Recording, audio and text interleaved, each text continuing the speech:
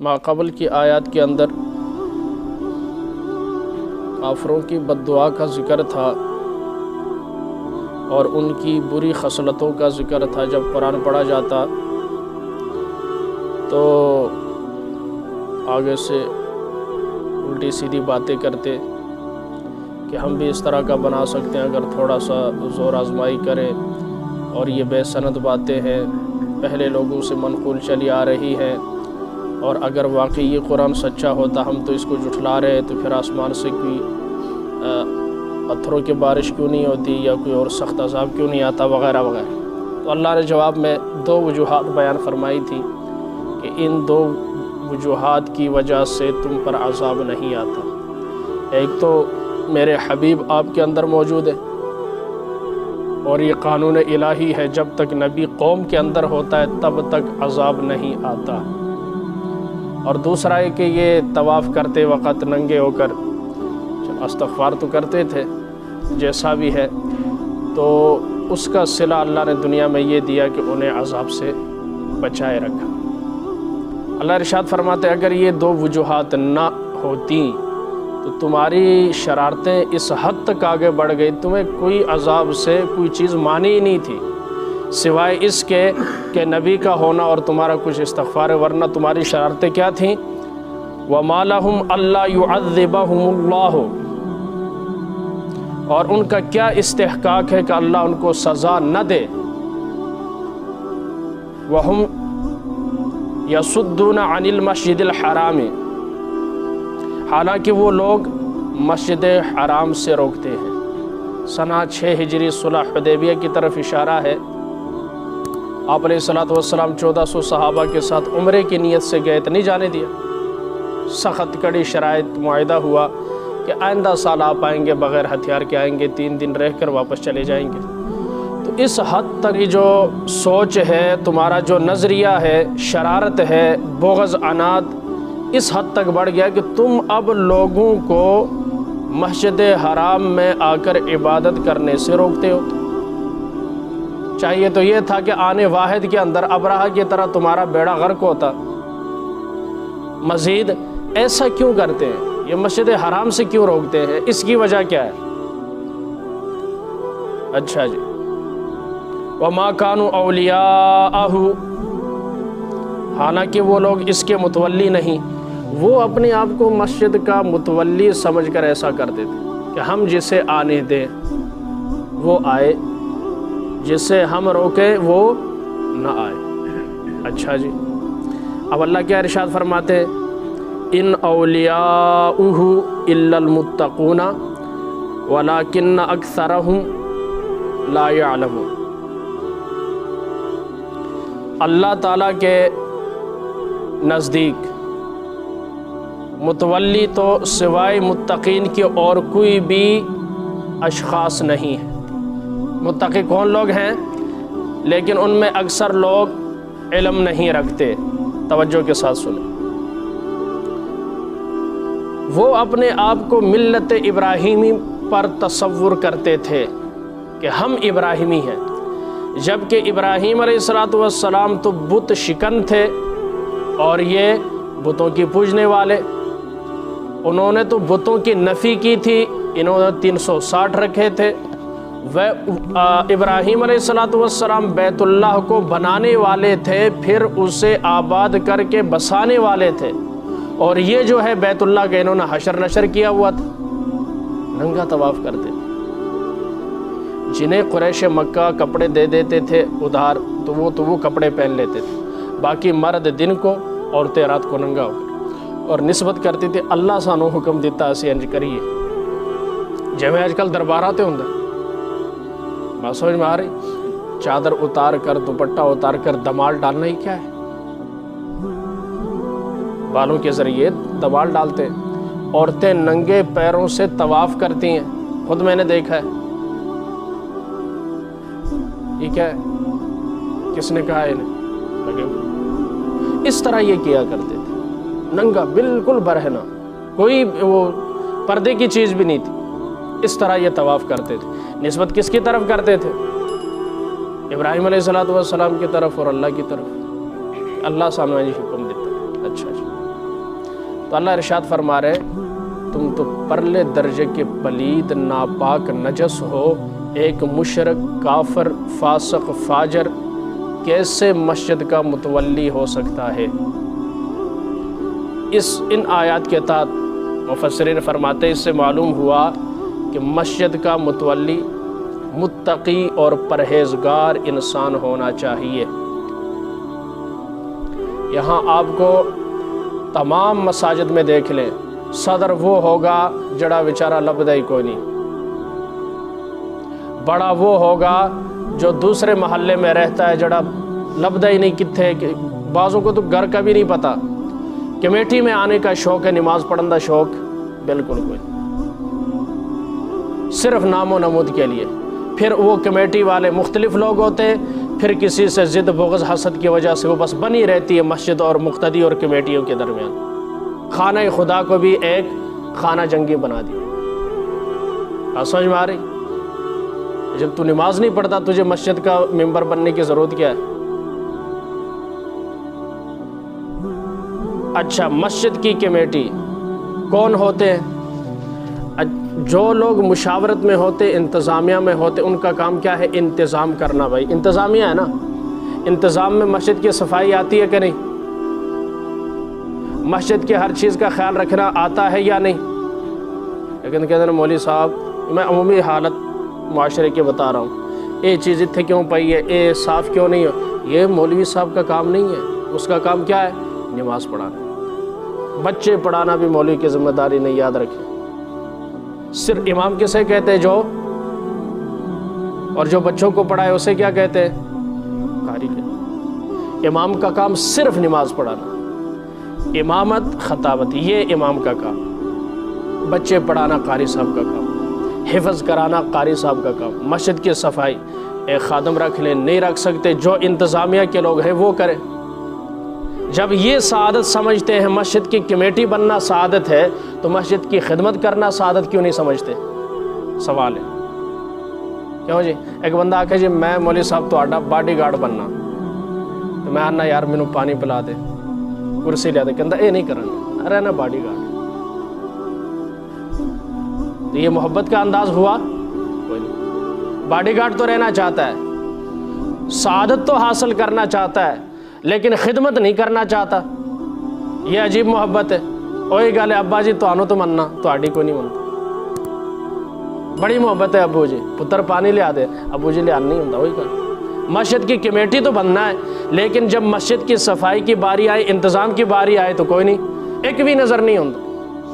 کیا ہوا؟ اس لیے مسجد کے متولی، یہاں دیکھیں قرآنی الفاظ ہے، اپنی طرف سے نہیں کہہ رہا ہوں، وَمَا كَانُوا أَوْلِيَاءَهُ، اور حالانکہ وہ لوگ اس کے متولی نہیں، متولی تو سوائے ان اولیاؤہ الا المتقون، اس کے متقیوں کے علاوہ کوئی بھی شخص نہیں ہو سکتا مسجد کا متولی۔ یہ تو ہوا ایک تفسیر اور ایک معنی کے لحاظ سے۔ دوسرا، اگر ہو ضمیر کا مرجع لفظ اللہ کی طرف راجع کرے تو پھر معنی بنے گا کہ اللہ کے دوست یا اللہ انہیں دوست رکھتا ہے جو متقی ہوتے ہیں۔ اللہ کے دوست وہی ہوتے ہیں جو متقی ہوتے ہیں، جو متقی نہیں ہے وہ اللہ کا دوست اور ولی نہیں ہے۔ جڑا داڑھی منڈے نو آکھے پی رہے تے کرما والا ہے، خدا کی قسم اس سے بڑا بیوقوف کائنات میں کوئی نہیں، کیونکہ شرط کیا ہے؟ اللہ کے دوست کون ہوتے ہیں؟ متقی ہوتے ہیں۔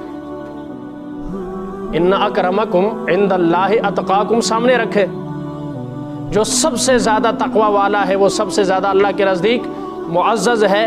اب جو سب سے بڑا متقی ہوگا وہ اللہ کا ولی ہوگا۔ تو جی نہ مچھا نے نہ داڑھی ہے، ولی ہو سکتا ہے؟ جو ایک نماز نہیں پڑھ سکتا ولی ہو سکتا ہے؟ پھر وہ اللہ کا ولی کیسے ہو سکتا ہے؟ پھر وہ پیر کیسے ہو سکتا ہے؟ پھر وہ لوگوں کو بدلنے والا کیسے ہو؟ جدے منہ تے خود سنت رسول نہیں، او مقتدیاں دے جو اس کے متبعین ہیں، اس کے مرید ہیں، ان کو کیا کہے گا کہ بھائی سنت رسول رکھو؟ کر سکے گا؟ اس بات کی دعوت دے سکے گا؟ جو خود نماز نہیں پڑھتا کیسے کہے گا اپنے متبعین کو کہ تسی نماز پڑھیا کرو، پھر نماز دے فضائل سنائے؟ انہوں پتہ ہے جو ہی میں آکھیا نا نماز پڑھو نہ کہہ رہا پیر صاحب تسی بھی تو نہیں پڑھ دے، سنت رکھو پیر صاحب تساں بھی کوئی نہیں رکھی، پھر بعض اجدے ٹھیٹ ہوندے کہ نا اساں دل چ رکھی، سبحان اللہ، کتھے دل چ رکھی۔ بندہ پوچھے پیر صاحب پھر پیسے بھی دل چ لیا کرو، نذرانہ بھی دل چ لیا کرو، ساڑھے کول کیوں منگ دے ہو؟ پھوک مار کے مجھ بھی دل چ لیا کرو، بکرا بھی دل چ لیا کرو، انج کرن دی لوڑ کی، انج کرن دی لوڑ کوئی نہیں، دل چ لیا کرو ہر چیز۔ اللہ ہم سب کو محفوظ فرمائے۔ مسجد کے متولی متقی لوگ، پرہیزگار لوگ، صف اول کا نمازی ہو، کس کا؟ صف اول کا نمازی ہو، کہ اذان ہونے سے بھی پہلے وہ مسجد میں نظر آئے، تاکہ پتہ چلے مسجد کی ضرورت کیا ہے، کس چیز کی کمی ہے کس کی نہیں ہے، پتہ چلے کہاں صفائی ہونے والی ہے، تاکہ جب مقتدی نمازی آئیں تو کسی کو الجھن نہ ہو، اتھے اللہ ماشاءاللہ بس جڑی جتھے پئی ہے اتھے پئی ہے، کوئی چکر والا کوئی نہیں، کوئی اٹھانے والا کوئی نہیں۔ ایسا کتنی دفعہ ساتھیوں کو کہہ چکا ہوں، جب کوئی نامناسب چیز ملے دائیں بائیں کر دیا کریں، جھاڑو کہیں پڑا ملے اٹھا لیا کرے، ثواب ملے گا، مناسب جگہ رکھ دیا کرے۔ یہ ہم سب کی ذمہ داری ہے، چاہے میں کیا سارا کہ اللہ کا گھر ہے نا، ہم سب محتاج ہیں، ثواب کے محتاج ہیں یا نہیں؟ جب صبح آ کر اپنی دکان کو صاف کرنے کا ثواب کہیں نہیں لکھا ہوا، وہ اپنی ضرورت واسطے کرنے ہیں، سفید کپڑے پہنے ہوئے ہوتے آ کر صبح پانی ڈال کر صفائی کر سکتے، وہاں شرم نہیں آتی، جھجک نہیں ہے، تو اللہ کا گھر صاف کرتے ہوئے ہم کیوں شرماتے ہیں؟ کیوں جی؟ سوچنا چاہیے ہمیں۔ ٹھیک ہے آگے چلتے ہیں تھوڑا سا۔ وما کان صلاتہم، اچھا یہ کرتے کیا تھے خبیث؟ ایک تو کوئی آوے تو آن نہیں سن دیں دے، اگر کوئی نماز پڑھے سیٹیاں مار دے سن، ٹھیک۔ وما کان صلاتہم عند البیت الا مکاء و تصدیہ، یوں یہ تاڑی مارنا یہ شیطان کا فعل ہے، مشرکین کا فعل ہے، منافقین کا فعل ہے، مسلمانوں کا کوئی گل چنگی لگے تو کیا ہونا چاہیے؟ سبحان اللہ، تو اتنے کی کر دینا ٹھا ٹھا ٹھا ٹھا ٹھا ٹھا۔ اچھا تالیاں بجانے کا ثواب ملے گا اور سبحان اللہ کہنے کا؟ گورے نے کیا سے کیا، یہ بھی ایجاد گورے نے کی، کامیڈین تھا اس نے یہ تالی بجانا، اس کا موجد جو ہے وہ ہر پٹھے کم شیطان کی اولاد ہے نا، شیطان آرام نال بیٹھا ہے اسے انہاں نو اگے کر دیتا ہے، ہر الٹے کام کے موجد یہ۔ اب جتنا بڑا فنکشن ہو وہاں سبحان اللہ کی آواز نہیں آئے گی، تالیوں کی آواز آئے گی، سبحان اللہ کہیں گے تو نیکیاں ملیں گے، جنت میں درخت لگے گا، وہ کہندا تو انو درخت دی کی لوڑ ہے، تالیاں بجاؤ۔ پھر کہتے اور اونچی آواز سے، وزیر اعظم بھی کہتا ہے تالیوں کی آواز نہیں آئی، میرا خیال ہے تم سوئے ہوئے تمہیں سمجھ نہیں آ رہی، شاباش ہے، زندہ باد جناب۔ اچھا کل کہندا امر بن معروف، امر بن معروف، جبکہ لفظ کیا امر بالمعروف، اے ہو جا نمونہ سانو لبا، اللہ جان چھڑائے ساڑی۔ ان الذین کفروا، اچھا فذوقوا العذاب بما کنتم تکفرون، اللہ ارشاد فرماتے مزہ چکھو بسبب اس کے جو تم تکفیر کرتے رہے، کیا کرتے رہے؟ سیٹیاں بجانا، یہاں سے منہ میں انگلی ڈال کر سیٹی بجاتے تھے، اور دوسرا یہ انہوں نے طریقہ ایجاد کیا تھا تالیاں بجاتے، اس کو عبادت سمجھتے تھے۔ جیسے آج کل جو عیسائی ہے گرجے کے اندر کیا کرتے ہیں؟ میوزک بجاتے ہیں نا، میوزک کی دھن کے اوپر وہ عبادت کرتے ہیں، شریعت میں نہیں ہے، شریعت موسوی میں عبادت کا یہ طریقہ۔ اچھا پھر سامنے بڑی تصویر لگائی ہوئی جس میں ایک بندے سولی پر لٹکایا یا بت بنا ہوا سولی پر، کیوں جی؟ یہ یسوع مسیح کو پھانسی لگی ہوئی ہے، سبحان اللہ۔ یہ حالت ہے جب شریعت کو کوئی بھی چھوڑتا ہے نا، چاہے بڑا ہو، تو کوئی طریقہ تو ایجاد کرے گا نا لوگوں کو لگانے کے لیے، پھر وہ اللہ کا بتایا ہوا طریقہ نہیں ہوگا بلکہ ملا کا بتایا ہوا طریقہ ہوگا۔ اللہ کا بتایا ہوا قوم ہمیشہ مار کھاتی ہے ملا کے بتائے ہوئے طریقے پر، کیونکہ شیطان اسے خوشنما بنا کر پیش کرتا ہے۔ اللہ کا بتایا ہوا طریقہ، رسول اللہ کا بتایا ہوا طریقہ آسان بھی ہے، شارٹ کٹ بھی ہے اور صاف ستھرا بھی ہے، اس کی طرف کوئی نہیں آتا۔ میں کتنی دفعہ مثالیں دے چکا ہوں۔ شادی سادی ہونی چاہیے۔ مہندی کا تصور آج سے 10-15 سال پہلے نہیں تھا، کیوں جی؟ منگنی کتنی، اچھا اس کے بعد بارات گئی، اگلے دن ولیمہ یہی تھا۔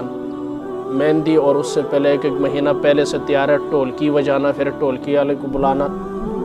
یہ کہا شریعت کہتی شادی سادی ہونی چاہیے، ٹھیک ہے۔ اور اب ایک قوم کا رواج ہے، وہ کیا ہے؟ یہ ساری رسمیں کرنی ہے۔ ایک شادی کروا لے بندہ، یقین کرو 2-3 مہینے تک تو نہ وہ کوئی چیز لینے کے قابل نہیں رہتا، مکمکا ساری چیزیں ختم۔ کسی بندے کا ہاں وفات ہو جائے وہ پھر دعائیں کردہ یا اللہ کوئی سال ڈیڑھ نہ خاندان کسی اور نو موت نہ دیں۔ یہ حالت ہے ہماری، تو کہا جائے۔ اور میں اس چیز کے بھی خلاف ہوں، یہ جو ولیمے کرتے ہیں نا، وہ پورے گاؤں کو دعوت دیتے، غلط ہے۔ یہ بھی ایک دن رسم پکڑ جائے گا، پھر جو کرنا چاہتا وہ بھی نہیں کر سکے گا۔ اپنے تک محدود رکھے، ہمیں کوئی تمہارا گوشت کھانے کا شوق نہیں ہے۔ جو اصلاح ہے وہ اصلاح ہے۔ پورے گاؤں کو دعوت دینا کیا تک بنتا ہے؟ امیروں نے تو بیڑا غرق کیا، کل غریب کا بچہ ہوگا تو وہ کیا کرے گا؟ خود بخود شرم آئے گی، کرتے کرتے جو سنت پر غریب عمل کرنا چاہتا تھا اس کے لیے مشکل ہے، اور پھر امیری کریں گے۔ پھر یہ جو عقیقہ ہے، عقیقہ پھر عقیقہ کیا بنے گا؟ یہ تو شادی اور ولیمے والا چکر بنے گا۔ جدے کو لہائیں گے وہ کرے گا، نہیں ہے تو چپ کر کے بیٹھ۔ مشکل مت بناؤ، اپنے ہی رشتہ داروں کو بلاؤ، اپنے پڑوسیوں کو کھلاؤ، وہاں 10 بندے ہو 20 بندے ہو، یہ اللہ کی نعمت ہے شکریہ کے طور پر، لیکن اسے رسم نہ بناؤ۔ ہم اس کے قطعاً حق میں نہیں ہے کہ بچے کے عقیقے کے لیے پورے علاقے کو آپ دعوت دیں، نہیں، ہم اس کے حق میں نہیں ہیں۔ ہم اسے اچھا نہیں سمجھتے، کیا آپ کی مہربانی، لیکن یہ آئندہ کے لیے خطرہ ہے۔ آپ کو دیکھے گا دوسرا چودھری کرے گا، تیسرا کرے گا، 4-5 چودھری جب گاؤں میں کریں گے، رسم پکڑ جائے گی، غریب بیچارہ کتنے جائے گا؟ کیوں جی؟ اس کے لیے مشکل آئے گی کہ نہیں؟ یہ جہیز کی مصیبت کیوں ہمارے گلے پڑی؟ اسی طرح پڑی، اسی وجہ سے پڑی۔ اب ہمارے علاقے میں منع کیا گیا کہ جو جہیز کا علماء کرام کھڑے ہو کر نالے کے اندر ان کے وہ رسم و رواج کی چیزیں پھینک دیں گے، چھپ چھپا کر پھر بھی کر رہے ہیں۔ گھر کے اندر مولیاں بیڑا غرق، اللہ دی قسم قرآن مجید سامنے بیڑا غرق عوام نے کیا ہے۔ علماء روکتے پھر بھی چھپ کر کرتے ہیں۔ سود پر علماء نے قسم اٹھائی ہم جنازہ نہیں پڑھیں گے ہمارے علاقے میں، پھر بھی سود کیسے کرتے ہیں مولوی نے پتہ نہ چلے، وہ بھی کہندا قسم چاہ مولوی نے تو نہیں دسے سود کر رہے، مولوی اتنے کی کرے۔ بات وہی ہے، جدوں تک کتا باہر نہ کڈیے پانی کڈن نال، بولے جی، جدوں تک کتا نہیں کرنا، 1000 ڈول نہیں، کنواں ویلا بھی کر دیو پاک، پہلا کتا کڈو۔ جب تک یہ رسم و رواج والا کتا اندر سے نہیں جاتا، جراثیم ختم نہیں۔ خدا کی قسم جتنے مرضی نمازیں پڑھو، حج کرو، سنت رسول رکھو، چہرے پر سنت سجاؤ، سر پر سنت سجاؤ، جتنی مرضی تلاوت کرو، فائدہ کوئی نہیں جائے۔ کل بھی مجھے ایک ڈاکٹر صاحب کہہ رہے تھے، کہتا مولوی صاحب ہم لوگ کیوں عبادات پر زور دیتے ہیں؟ عبادات انسان کو معاملات ٹھیک کرنے کا کہتی ہے، ہماری عبادات تو ہیں، معاملات ہمارے گڑبڑ۔ میں نمازی ہوں لیکن اسی طرح معاملات میں ٹیڑھا ہوں، وعدہ خلافی اسی طرح کرتا ہوں، جھوٹ اسی طرح بولتا ہوں، قسم اسی طرح اٹھاتا ہوں۔ کہاں جاؤں گا میں؟ میری نماز مسجد تک ہے، مسجد سے باہر آیا بس بند کر دی، اور دینداری ادھر رہے، اتھے میں دکاندار مسلمان کوئی نہیں۔ جب تک معاملات ٹھیک نہیں ہوں گے، قبر میں معاملات ہی کے سوال ہوں گے، اس کے معاملات ہی کے سوال ہوں گے۔ اللہ ہم سب کو اپنی آخرت کو سامنے رکھتے ہوئے اپنی عبادات کے ذریعے سے اور عبادات کی برکت سے اپنے معاملات کو ٹھیک رکھنے کی اللہ ہمت اور توفیق عطا فرمائے، اور رسم و رواج کی بے خونی کے لیے کردار ادا کرنے کی توفیق عطا فرمائے۔